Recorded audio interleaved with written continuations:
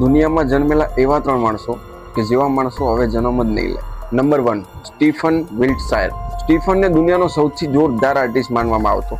સ્ટીફનની ખાસ વાત એ હતી કે કોઈ પણ શહેરને ઉપરથી જોઈ લે કે જે પોતાની યાદદાસ્તનો ઉપયોગ કરીને એ શહેરની હુબહુ એવી જ પેઇન્ટિંગ રેડી કરી આપતો. એમની પેઇન્ટિંગો એટલી ડિટેલ્ડ અને રિયલિસ્ટિક હતી કે ના ખાલી બિલ્ડિંગ્સ, એ બિલ્ડિંગનો દરવાજો, બિલ્ડિંગની બારી બધું જ પરફેક્ટ બનાવી દેતું. એટલા માટે લોકો એને હ્યુમન કેમેરો પણ કહેતા. Number 2, Michel લોટીટો.